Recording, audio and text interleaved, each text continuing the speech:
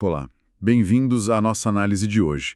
Vamos mergulhar num assunto que, olha, está gerando muita discussão e pode mexer com a vida de bastante gente no Brasil. É a proposta de acabar com a obrigatoriedade das autoescolas, os CFCs, sabe, para tirar a CNH. Isso mesmo. Uma mudança e tanto se acontecer. Pois é, a gente recebeu aqui um material bem completo sobre isso. Tem de tudo. A justificativa da proposta, que passa muito por custo, burocracia, né? Uhum. Os caminhos para isso virar realidade, que podem ser pelo Congresso ou direto pelo governo, como seria esse novo modelo sem autoescola obrigatória. E, claro, o debate quente sobre segurança no trânsito, né? Que é o ponto mais sensível. Exato. Até comparações com outros países entram na história. Nosso objetivo aqui é tentar entender os argumentos, sabe, de quem é a favor, de quem é contra. Ver os impactos, né? Econômicos, sociais. Isso. O que muda para quem quer tirar a carteira e para a segurança de todo mundo. Bom, vamos lá. Vamos desembrulhar isso. Vamos. Para começar, por que essa ideia surgiu com tanta força agora? O que está por trás dessa vontade de mudar algo tão estabelecido? Olha, o principal motor que aparece direto nas fontes é o custo. O dinheiro. Ah, sim. Tirar a CNH hoje no Brasil, vamos combinar, não é barato. A média que as fontes apontam é de R$ 3.215 mais ou menos. Nossa, é um valor considerável. E o dado que mais choca, as autoescolas respondem por quase 77% desse valor todo. É muita grana. 77%, uau! É. E isso vira uma barreira, né? Principalmente para a população de baixa renda. Fica difícil, quase impossível para muita gente. Faz sentido. E o governo usa isso como justificativa, imagino. NH. E tem um ponto interessante que eles levantam. Qual? Eles dizem que, ao baratear o processo, talvez mais gente consiga tirar a habilitação formalmente. E a esperança, meio que um paradoxo, é que isso possa até diminuir o número de motoristas sem carteira circulando por aí. Diminuir os clandestinos. É uma lógica interessante. É. E essa ideia de baratear ganhou um empurrão político forte, né? Ganhou. Sim, muito forte. O presidente Lula deu o aval, colocou como prioridade. Quem está tocando isso de perto é o Ministério dos Transportes e a Senatran, a Secretaria Nacional de Trânsito. O secretário Adaldo Catão está bem à frente disso. Entendi. E é interessante notar que, ao fazer essa proposta, o governo meio que admite, né? Mesmo que indiretamente, que o modelo atual, apesar de caro, talvez não tenha sido tão bom assim para incluir as pessoas. É um reconhecimento implícito, né? Bom, então temos o custo alto e o apoio político. Mas como tirar isso do papel? Parece que tem duas frentes, dois caminhos sendo tentados ao mesmo tempo. Isso, são duas vias. Uma é a tradicional, pelo Congresso Nacional. Ah, o caminho mais longo, geralmente. Pois é, tem um projeto de lei, o PL 4474 de 2020, do deputado Kim Kataguiri. A ideia dele é simples. A autoescola vira opcional. Você escolhe se quer fazer ou não. Certo. Só que a gente sabe como é o ritmo no legislativo, né? Nem sempre anda rápido. Esse PL, por exemplo, está parado, esperando análise em comissão. Mesmo com gente pedindo para acelerar, a burocracia lá acaba travando um pouco. Típico. E qual a outra via, então? A mais rápida? É a que parece ter ganhado mais força a via executiva. O Ministério dos Transportes e a Senatran estão apostando em usar o poder que o CONTRAN, o Conselho Nacional de Trânsito, tem para regular. Ah, usar o CONTRAN. Isso. A ideia é mudar as regras por meio de portarias, resoluções, que são atos do próprio governo, não precisam passar pelo Congresso. É uma manobra para buscar agilidade, sabe? Contornar a demora legislativa. Uma estratégia ousada para uma mudança desse tamanho. Com certeza. E já deram passos concretos. Abriram uma consulta pública, lá por outubro de 2025, para ouvir a sociedade sobre a proposta de resolução. A expectativa deles era implementar tudo até o fim daquele ano. E tem um detalhe, não é só para carro e moto, categorias A e B. A ideia também é facilitar as CNHs profissionais C, D e E. Para caminhão, ônibus. Exato.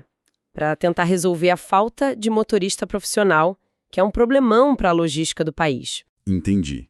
E falando em economia, a promessa é grande, né? As fontes falam em reduzir o custo em até 80%. É muita coisa. É um número que chama muito atenção, sem dúvida. Como chegariam nisso?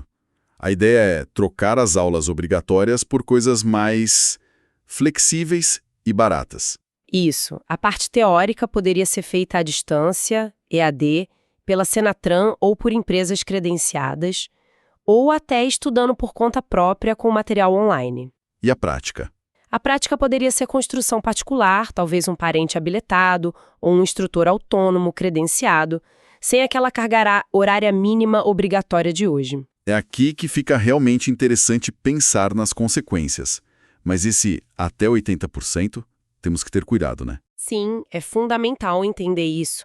Esse número máximo, 80%, parte da ideia de que o candidato não gastaria nada a mais com instrução.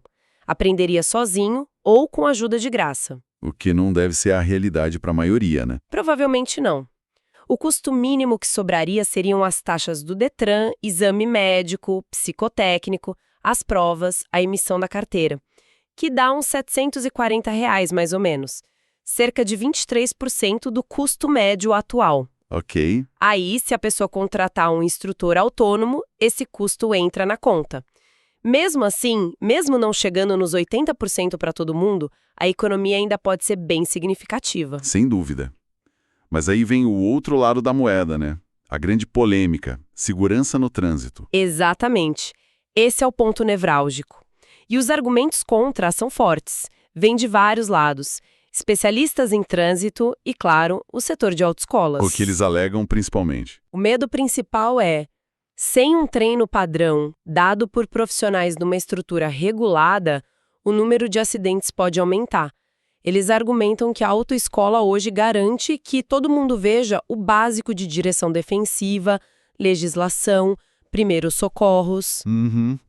A preocupação é a pessoa aprender só a passar na prova sem a consciência necessária. Exato. Aprender a manobrar o carro, mas sem a base teórica e de atitude segura. E as autoescolas, claro, estão muito preocupadas. Dizem que a medida é para liquidar o setor. É compreensível, o negócio deles depende dessa obrigatoriedade. Levanta uma questão difícil. Como equilibrar acesso mais fácil com segurança? É complicado. Muito. É o dilema central dessa proposta. E como seria esse novo modelo na prática, então? A filosofia muda, né? Menos controle no como aprende, mais foco no se sabe dirigir no final. Perfeito. A chave é essa. Tirar o foco da carga horária e colocar na avaliação final, no exame. Na teoria, flexibilidade total. Pode ir para o CFC se quiser, mas pode fazer EAD ou estudar sozinho com o material da Senatran. E na prática, sem as 20 horas mínimas para carro, por exemplo. Isso. Poderia treinar no CFC se quiser pagar, ou com essa figura nova, o instrutor autônomo. Esse instrutor autônomo, quem seria? Como garantir que ele ensine direito? Boa pergunta. As fontes dizem que seria alguém credenciado pelo Detran local, seguindo regras do CONTRAN. A formação dele poderia ser online pela Senatran e ele seria monitorado pela Carteira Digital de Trânsito, a CDT. Algum controle existiria. A ideia é ter controle, sim. E até para começar o processo da CNH seria mais fácil, online, pelo site da Senatran ou pela CDT, sem precisar ir logo de cara num CFC. Ok, entendi a flexibilidade. Mas e a segurança? Como o governo responde a essa crítica? Aí vem o ponto crucial da defesa deles. A promessa de que os exames, teórico e prático, não só continuam obrigatórios, mas vão ficar bem mais rigorosos. Mais difíceis. Significativamente aprimorados é o termo que usam. O secretário Adaldo Catão até tem um argumento curioso. Qual? Ele sugere que a regra atual, muito focada em burocracia e hora-aula, talvez até atrapalhe a formação para a segurança. A prioridade dele seria melhorar muito a qualidade dos exames para que eles realmente avaliem se a pessoa sabe dirigir com segurança no mundo real. E eles têm alguma base para dizer que o modelo atual não garante segurança? Algum estudo? Mencionam um estudo interno do governo que sugere isso, que ter autoescola obrigatória não parece reduzir a mortalidade no trânsito comparando com outros lugares. Interessante. E isso reforça a aposta no exame como o filtro principal. Se a gente juntar tudo, fica claro. O sucesso ou fracasso dessa mudança toda depende demais dessa promessa de melhorar os exames. Se a formação fica mais livre, a avaliação tem que ser muito mais fera para compensar. O desafio é como fazer isso num país como o Brasil, né? Com tantas diferenças regionais. Exatamente. É uma aposta alta. E como isso se compara com outros países? Você mencionou que as fontes trazem exemplos Reino Unido, EU. Trazem sim. Nesses países que o governo cita como exemplo, geralmente não precisa fazer autoescola para tirar a carteira. Ah, é? É. O Reino Unido é um caso bem interessante.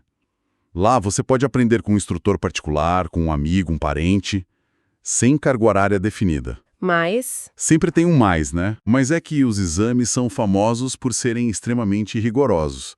Tem prova teórica, prova prática em trânsito real e um teste específico de percepção de risco para ver se você identifica perigos rápido. Um funil bem apertado na avaliação. Exato.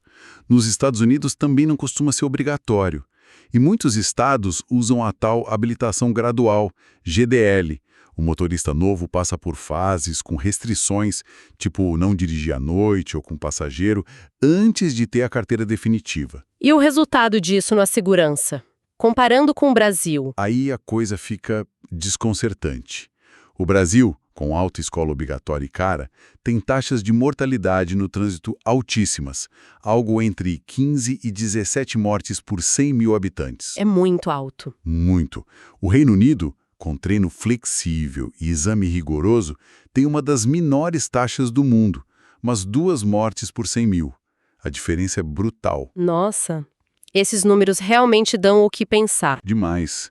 Sugerem que a obrigatoriedade e o custo alto aqui não estão garantindo segurança na prática. Países com formação mais livre, mas com avaliação muito rigorosa, parecem ter resultados melhores. Então, a conclusão da comparação é que a segurança depende mais do exame e da fiscalização do que do curso em si. É o que a análise das fontes aponta. A chave parece ser a qualidade da avaliação final, e não obrigar a cumprir uma carga horária. O foco muda do como aprendeu para o que realmente sabe fazer. Então, no fim das contas, o que tudo isso significa? A gente está numa encruzilhada, né? Totalmente. De um lado, a chance de baratear muito a CNH, facilitar a vida de muita gente, até para conseguir emprego, benefícios sociais, econômicos. Do outro, um sinal vermelho piscando forte para a segurança. O risco é real. Se flexibiliza o treino e o exame não melhora de verdade, na prática, podemos ter mais gente despreparada na rua. É esse equilíbrio delicado. O sucesso disso, se for para frente, vai depender muito de como o CONTRAN vai regular os detalhes agora, depois da consulta pública. Quais critérios para os instrutores, qualidade do EAD e, principalmente, a pergunta de 1 milhão. Como vai ser na prática esse exame mais rigoroso? Vão trazer coisas de fora, tipo teste de percepção de risco? Habilitação gradual adaptada para o Brasil? Implementar um exame assim, forte e igual, para todo o país, é um desafio gigantesco. Sem dúvida. Fica então a reflexão, né? Se essa reforma for feita com muito cuidado, principalmente na avaliação final, com exames que peguem mesmo quem sabe dirigir bem, com bom senso, em situações reais, será que poderia, quem sabe, até melhorar a segurança, focando na competência real e não só em cumprir tabela? Ou será que tirar a estrutura da autoescola mesmo com o exame mais difícil cria um risco que não dá para controlar direito? Uma variabilidade perigosa na formação. É uma questão aberta que mexe com milhões de pessoas e com a segurança de todos nós.